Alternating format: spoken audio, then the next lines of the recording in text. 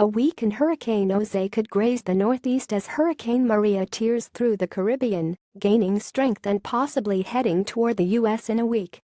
Jose will probably be downgraded to a tropical storm as it comes close to Massachusetts Wednesday, threatening shipping and real estate along the East Coast before veering farther out into the Atlantic, the U.S. National Hurricane Center said.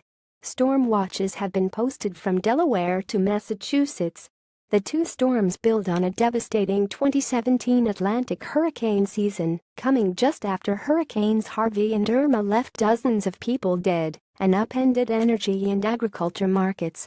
Since August 25, the U.S. has suffered an estimated $143 billion in damage from Texas flooding caused by Harvey and damage to Florida by Irma, according to Enki Research in Savannah, Georgia. Some models bring Jose very close to Nantucket and Cape Cod, but it is not going to be a very powerful hurricane at that point, said Bob Henson, a meteorologist with Weather Underground in Boulder, Colorado. The biggest implication will be multiple days of big surf and probably beach erosion. In the Caribbean, Maria is growing in power and will hit some of the islands wrecked by Irma about 2 weeks ago, along with others. It could strike Puerto Rico as a Category 3 hurricane Wednesday.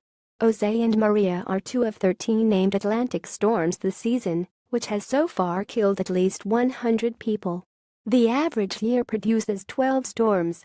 If the estimates hold, this will be the second most costly year for hurricane damage since 1980, behind 2005, when a record 28 storms formed in the Atlantic and Katrina devastated New Orleans, according to the U.S. National Centers for Environmental Information in Asheville, North Carolina. Destroyed buildings in U.S. Virgin Islands on September 17.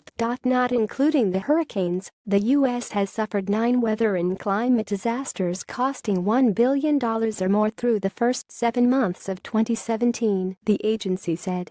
Jose's track north could disrupt vessels carrying crude oil, petrochemicals and refined products along the Atlantic seaboard, Shenando Basu, a Bloomberg New Energy finance meteorologist and natural gas analyst in New York, said on Friday.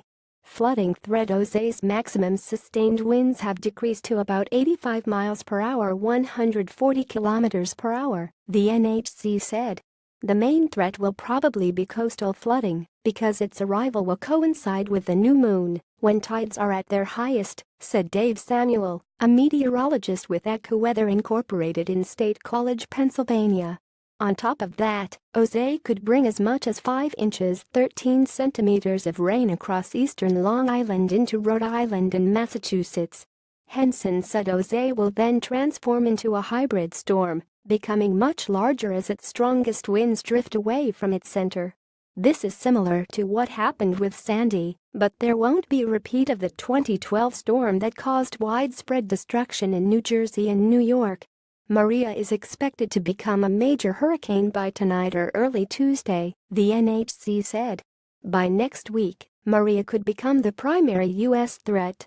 Much can change before then, and the storm may drift out to sea, Henson said.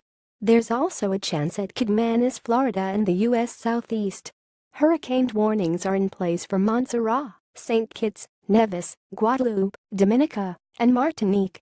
A watch has been issued for Puerto Rico, Vix, Culebra, U.S. Virgin Islands, as well as the British Virgin Islands, St. Martin, St. Barthélemy, Anguilla, Saba, and St. Eustatius. Maria is tracking eerily similar of the path Irma took, AccuWeather's Samuel said. With assistance by Dan Murtaugh and Anna Shirevskaya,